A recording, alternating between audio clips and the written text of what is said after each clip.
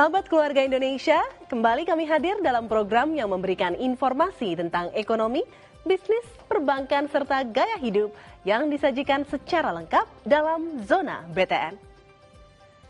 Pemirsa, sebuah lembaga perbankan konon bisa tetap berjalan bisnisnya karena adanya subsidi pemerintah. Bagaimanakah jika kenyataannya subsidi dikurangi, bahkan akan dihilangkan? Apakah yang terjadi terhadap lembaga perbankan yang dimaksud? Informasi berikut ini sangat bermanfaat untuk Anda. Kita simak informasi lengkapnya berikut ini. Konon Bank BTN hidup hanya karena ada subsidi pemerintah untuk pembiayaan rumah yang menjadi program nasional. Namun ketika subsidi dikurangi bahkan akan dihilangkan sama sekali, bisnis Bank BTN tetap saja tumbuh. Pertumbuhan kredit yang diberikan selalu berada di atas rata-rata industri. Bank BTN saat ini sudah masuk pada kelompok 10 bank terbesar di Indonesia. Bank BTN mempunyai bisnis yang unik. Keunikan ini yang membuat Bank BTN terus eksis dan tumbuh di negeri ini.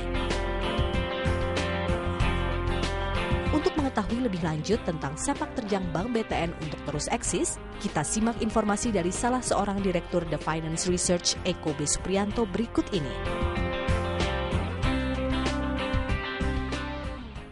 BTN bagi sejarah perbankan di Indonesia mempunyai arti tersendiri.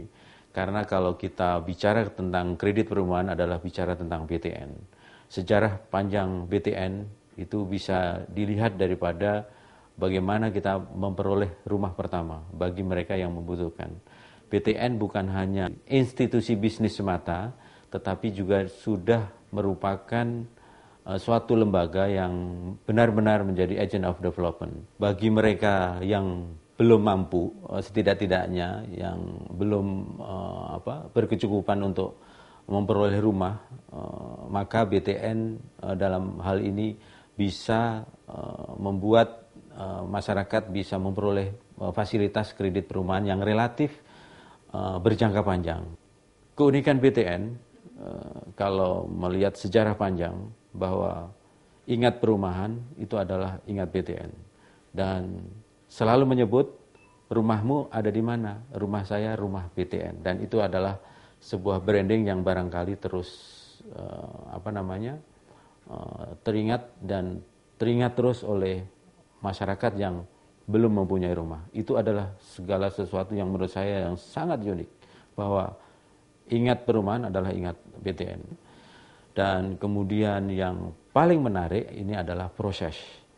Proses pencairan kredit ini diharapkan bisa bersaing dengan teman-teman perbankan yang lainnya. Dan tentunya dengan suku bunga yang relatif juga bersaing. Bukan murah tetapi bersaing.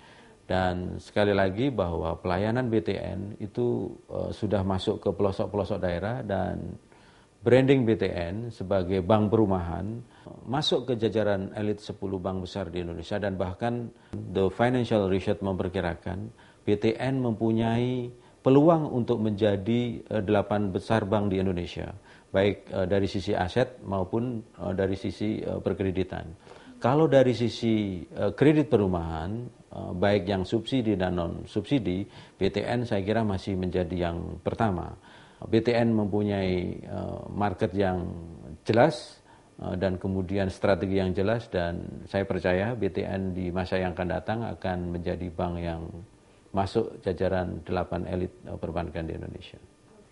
Selamat ulang tahun buat BTN, sukses dan semoga kinerjanya terus kinclong dan terus berkontribusi kepada masyarakat Indonesia dalam hal ini dalam perumahan dan kami berharap bahwa BTN bisa terus melayani kredit perumahan dan juga bisa melayani seluruh lapisan masyarakat bawah, menengah dan juga masyarakat atas. Demikianlah informasi Zona BTN kali ini.